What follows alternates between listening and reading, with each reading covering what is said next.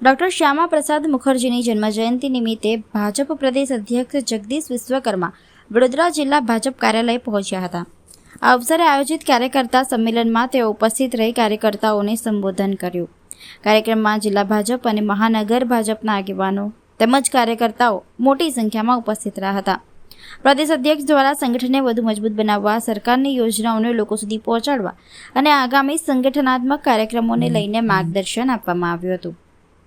કાર્યક્રમને લઈને ભાજપ કાર્યાલય ખાતે ઉત્સાહનો માહોલ જોવા મળ્યો હતો. કાર્યકર્તાઓએ પ્રદેશ અધ્યક્ષનું ઉષ્માભર્યું સ્વાગત કર્યું હતું.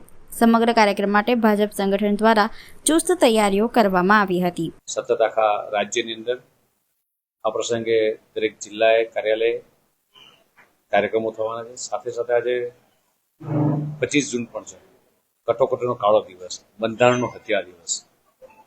આ દિવસ ક્યારેય આ દેશની જનતા ભૂલી નહીં શકે. દેશના હજારો લોકોએ ટૂંકમાં બલિદાન આપ્યા છે.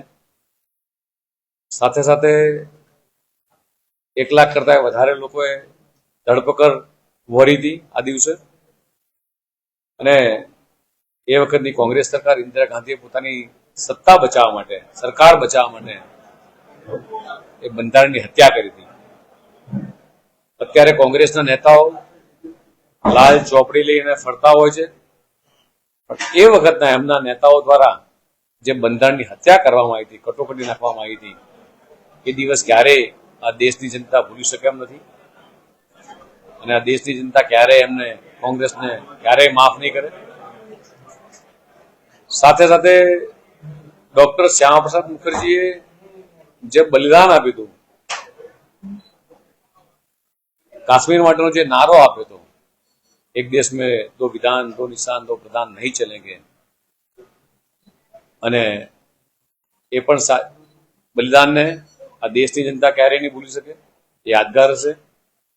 અને રાજ્યના તમામ બૂથોની અંદર, તમામ જિલ્લા કાર્યાલય પણ એમના બલિદાનના દિવસના કાર્યક્રમો થયા છે. સાથે સાથે આનંદની વાત એ હતી કે એમણે જે નારો આપ્યો હતો એ પણ 2019માં દેશના યશસ્વી પ્રધાનમંત્રી માનનીય મોદી સાહેબની વડપણ હેઠળ સરકારમાં 370 અને 35 કલમ હતી. આ પણ એક ઐતિહાસિક ઘટના. આ પણ દેશની જનતા સતત આ વસ્તુની યાદ રાખશે.